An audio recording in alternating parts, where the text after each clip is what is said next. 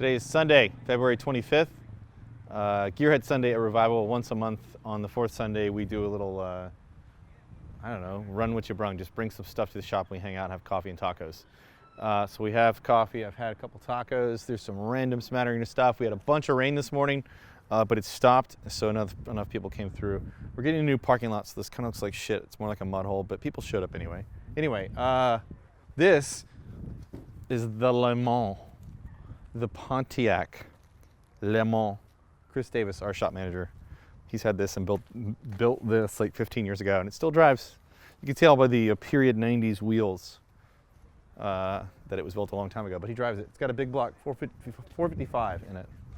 This is some carpet. This is a Harley. This is a kick-ass bug. I really love this bug.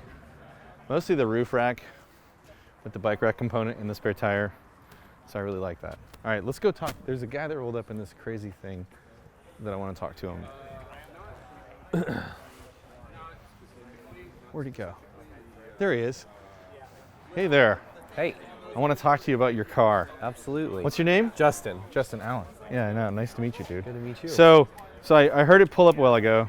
Yeah. There's this giant, loud turbo in this. Is this the Lotus? Is this an inspired Lotus? What's up, man? That was the idea. Yeah, you could sit in there, sure.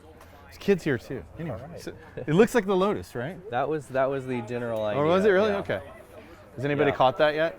Couple people have you're only noticed. like the second or the third. Yeah. It's 57, kind of just your real basic open Lotus was the inspiration. But you built this car yourself. Yeah, I actually the company that makes the frames is Doyle Fabrication. Okay. And they make the frames and basically provide you with the little adapters and everything you're going to need to take everything from a Chevy Cobalt and drop it in the back. In like a kit form. Yeah, so it's it's the frame and it's your steering knuckles, Your suspension points. and your front suspension basically. How much is the kit? And I don't know.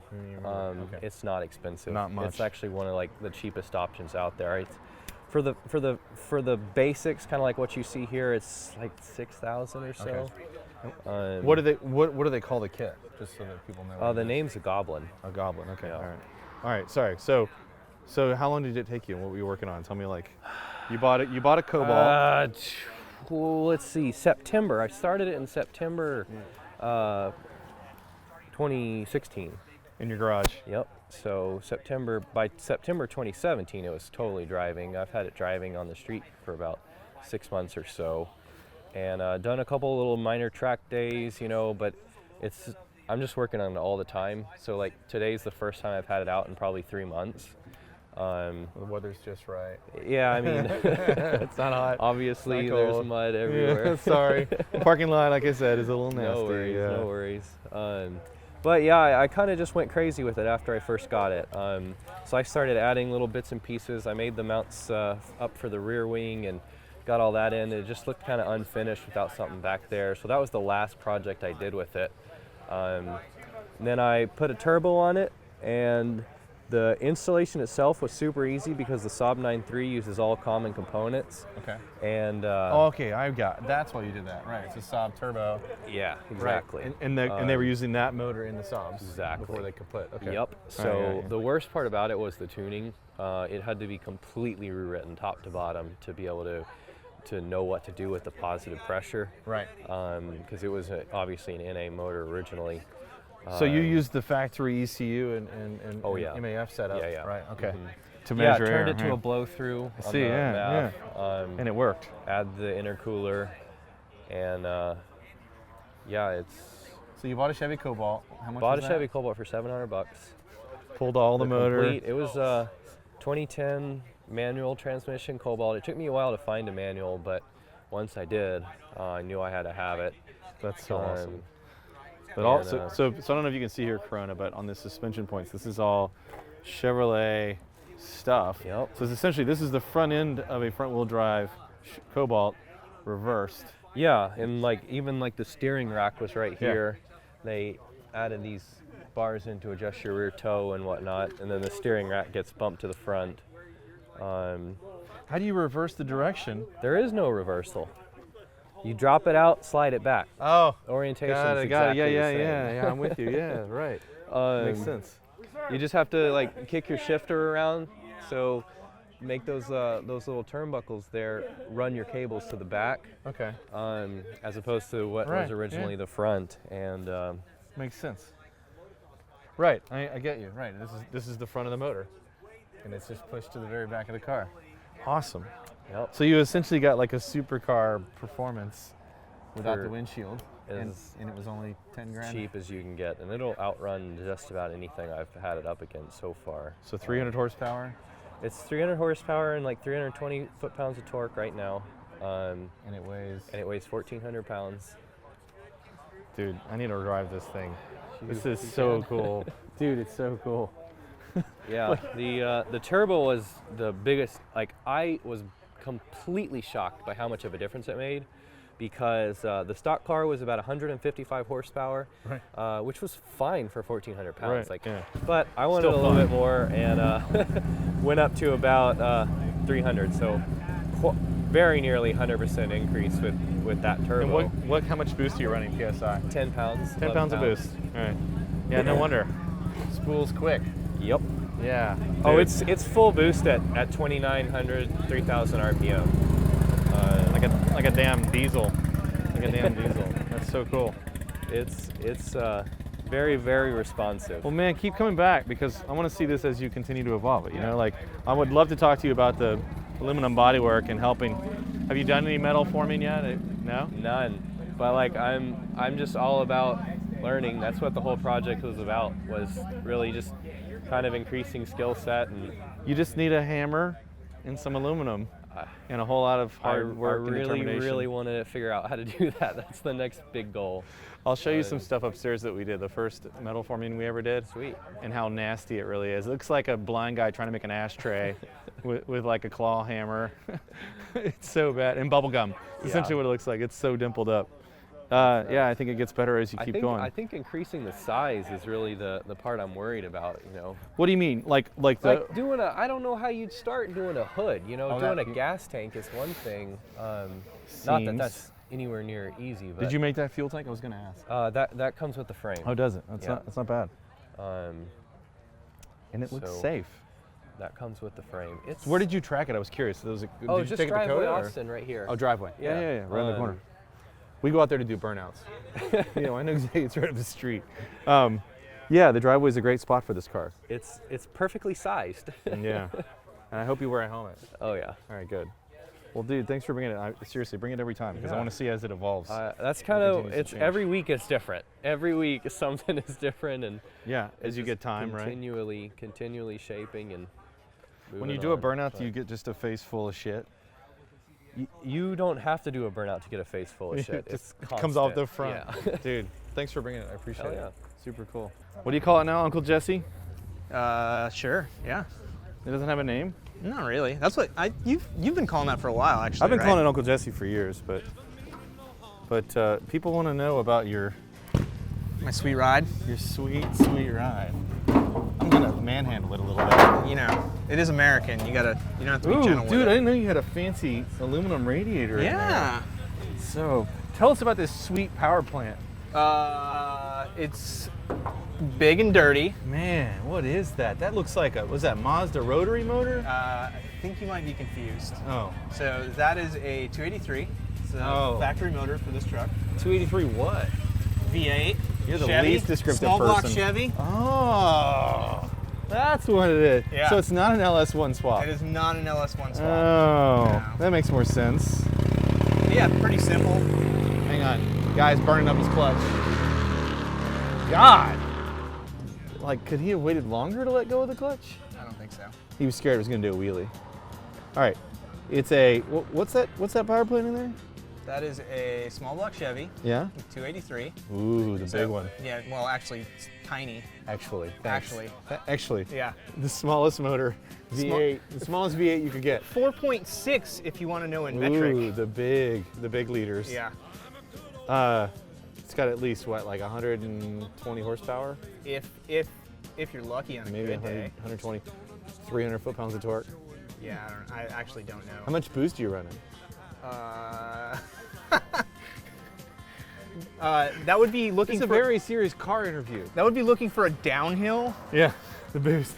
If you've got a tailwind. Yeah. Yeah. So It's an old truck. It doesn't do much. I remember we bought this. How long ago was that when we bought this truck? A couple years, 2-3 years, something. No, it was more like 4 years ago. It was a long time ago. Yeah.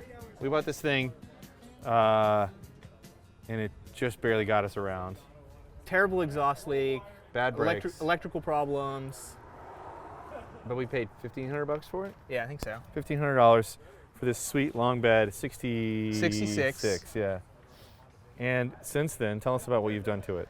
Uh, This is your daily driver when you're not on a bike. Yeah. So since then, I know it doesn't look like it, but I've actually done a lot of work.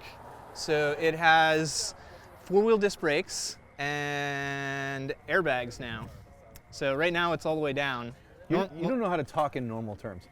It's 4-wheel disc brakes. It went from 4-wheel drums to 4-wheel disc brakes. It's got airbags, and what he means by that is airbag suspension. No more springs. No more springs. No more springs. And you can adjust the ride height. And you can adjust ride height. And of course, if you want to carry lots of weight in the back, you can stiffen it up so it rides like a truck. Also convenient for that. Yeah. Otherwise, it rides really smooth and really quiet.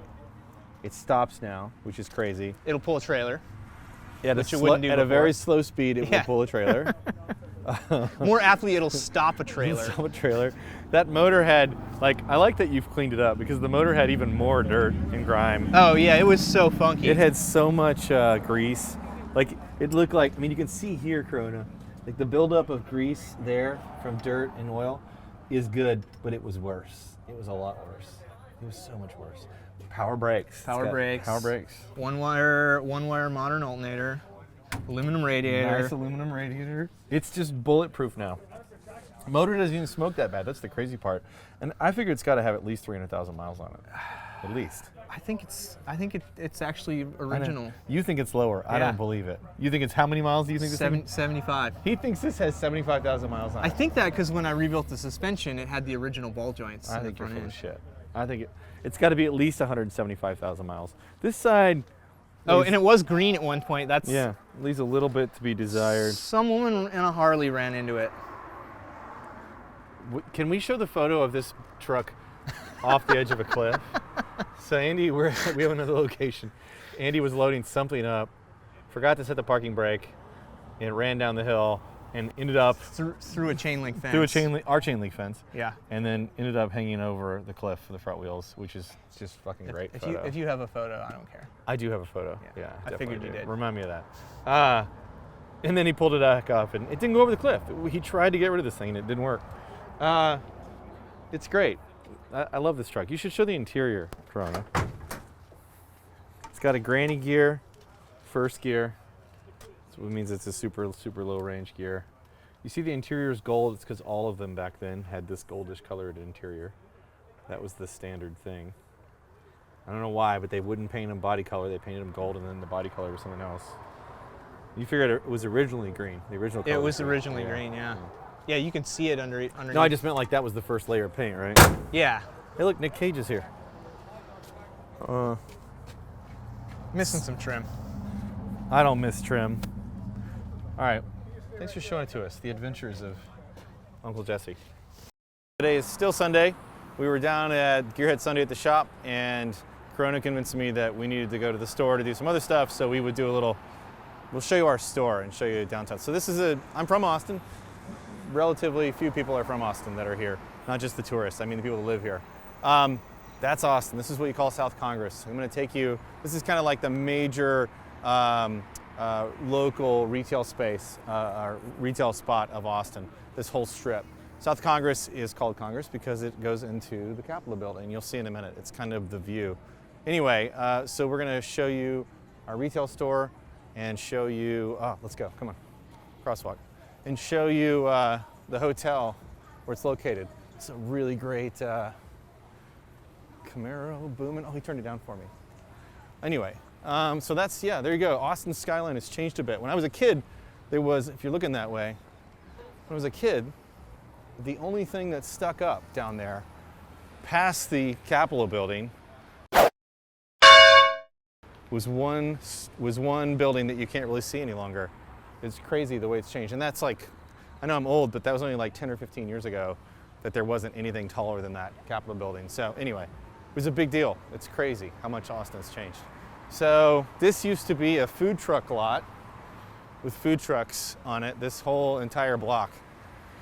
And now there's this cool hotel called the South Congress Hotel. And some local guys that put this thing together, and from the beginning they asked us if we would put a store. They've got like a few restaurants, they've got an event space. They asked us to put a store in the middle, in the front of it. So they wanted to keep it local. So here we are. We have Revival Cycles. The store, it's kind of busy. It's a Sunday, so. It's Josh Britt. Hi. He's the manager of the store. And we kind of just wanted to show them about the store. Do you want to walk through all the details and stuff, and maybe I'll just chime in if necessary? Yeah. We definitely can. So Right. the South Congress Hotel opened in, let me start that over. So our retail store opened in October of 2015. We built everything in here ourselves. The workshop closed down for about 6 weeks, and the entire staff pitched in, and everyone just kind of around the clock built every single thing in here. Pretty much everybody that could swing a hammer started putting it together. Yeah, exactly. I stood around in this space and looked at it with drawings for like 3 or 4 months before they finally gave us the keys and put the glass in and said, okay. Sure. And they essentially just gave us this shell. It was drywall and nothing. There was no upper deck. There was glass and there was drywall, and that was it. And then I had been amassing the materials for a lot of this from the East Coast. This wood, if you look at it on the floor, is at least 100 years old from an old barn. The verticals and all the shelves and all that, that's some old stuff. So we started just putting these pieces together and building, and then? And then the doors opened, and business has been building since then. You know, we kind of wanted to open the retail store to sort of put a face on the company, be able to tell the story of what we do, how we've been doing it this entire time, and how we've kind of just built everything ourselves. And that's the premise of what we do. Everything. No, I mean, we get wanted into the details. Yeah. Cool. Yeah, we wanted an outlet to, you know, kind of spotlight some of our own merchandise, some of the gear that we like, helmets, you know, boots, riding accessories, some small parts, and just sort of have an outlet for people to come in and pick up that stuff in person, see it, you know. It's also been a good spot for us. We've been prototyping our own accessories and making our own products to put them on the shelf and see how people respond to them, which is kind of an advantage, really. It's shown us what sells and what doesn't sell and what people are interested in. So obviously the stuff that sells the most is anything you put Revival on for us, anyway.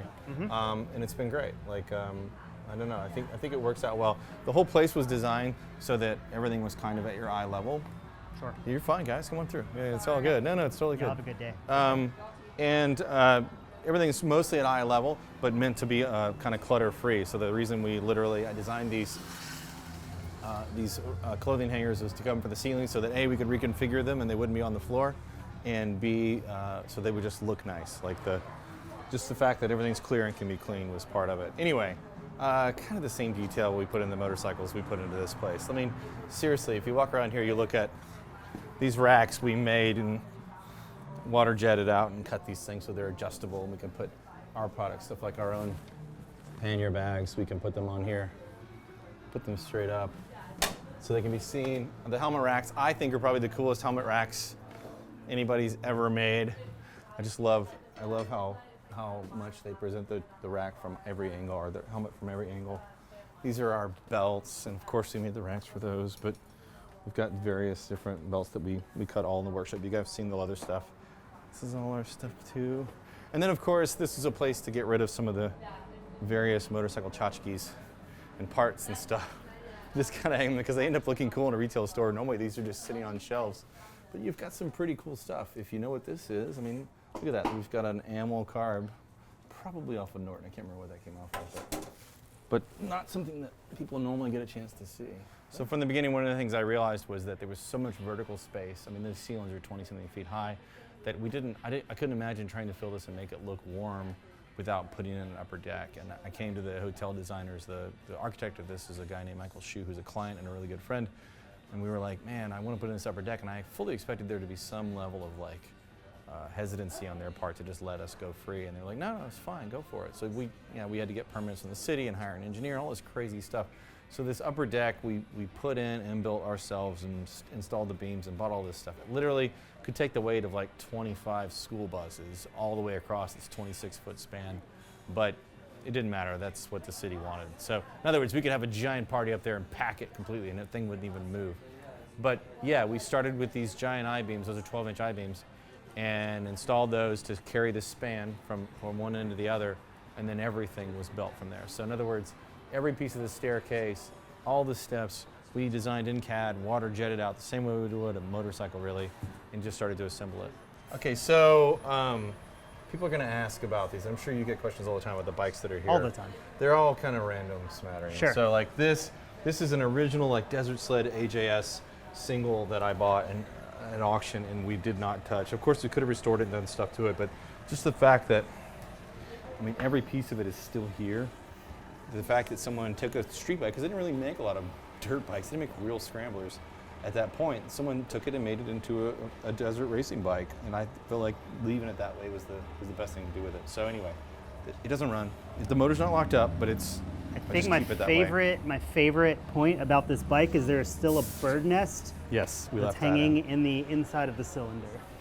That's authenticity. That's The bird authenticity nest, to say the very least. So then you look over here, we've got a late 50s, early 60s Invia Agusta. I think that's a 150. Again, that came from our buddy Doug. We've owned that for a long time. I talked in the other video about the Stephens Gilera that we have. That's a 125. Or no, wait, his is a 150, mine's a 125. Same era, but that one's been restored. I looked over this bike and picked that ratty one, and this is the one that Stephen picked, which is great. Over here, there's a 125 Boltaco Trials bike that does run and ride, but it was nice and light and easy to hang up, so we hung it from the ceiling. So this is a, probably 40s. I can't really tell you what year model this bike is, but it's a JAP Speedway bike. So this bike and this engine were designed to run on alcohol. No clutch, no brake, really just a throttle made to be slid in sideways. Google, if you don't know what this is, Google Speedway bikes. You'll find all sorts of cool stuff. They still look almost the same. You'll notice the bars are weird, right? You have a release clutch essentially, but it's not really a clutch. It's not the same thing. The bars are goofy and they look crooked, but they're not. That's exactly how they are. JAP, John Alfred Press Switch, was a manufacturer of high-end engines. The same engine that would have been in the SS100 Bruff that I showed you guys the other day in the shop. And we have an SS80 or two SS80s with JAP motors in them at the shop. They're kind of my favorite of all the British, certainly iconic. That's the motor that Deus took and co-opted the style of for their main logo, this exact motor. It's really cool to be hanging here. I'll probably never ride it because it's alcohol. You love this bike, don't you? I absolutely love this bike. I like this better than Harley's. It's absolutely, yeah. Okay. It's I wasn't familiar with speedway racing until this bike showed up. This bike showed up. Oh, really? really? I'd known about flat track and very GP European and thing. a lot of other Yeah. things, and speedway was just never really on my radar. And I watched a few YouTube videos and absolutely became enthralled with it, and I want to ride this bike at some point. They'll throw these things into a corner at like 120. Single cylinder, single speed, no brakes, dump the clutch race bike. Yep. It's absolutely phenomenal. And the history of the JAP motors it's pretty incredible. Like he was saying, a lot of companies, Triumph being one of the bigger ones, got their start using JAP motors before they could start manufacturing their own power plants. And the suspension and just the 26-inch wheels, and it's just absolutely mind-blowing that I picked this up. exists. I bought this bike from Jeff Decker. Did you? Yeah, of course he's mostly into Harleys and such. Yeah. And it's like Jeff Decker, you should Google that too, is like the official artist of Harley, I guess you could say, and sculptor. But he had this. I saw this in his place in Utah when I was on the Cannonball. And I was like, dude, I want that bike. And years later, he contacted me or brought it down for the handbuilt show is what he did with some other stuff, and said, if you want it, it's yours. And I had to like pay him out over time because it was more money than I had. But Sure. But yeah, this was like a handbuilt show present to us one year. Is essentially how That's we got really this. cool. I think it's cool as hell. I've had a couple people ask, how it fell into our lap, and I never really knew the Jeff story. Decker. Jeff Decker. Yeah, that's where it came from. That's really cool. I like the view from up here. Oh, I do too. You can see some of the different details. Manny has the best view. Manny's always got the best view. This is Revival Manny. He's showing our camera strap and Levi's vintage. He's the best employee we've ever had. He's super quiet. He's always here before he's supposed to be. Yeah. Always on time.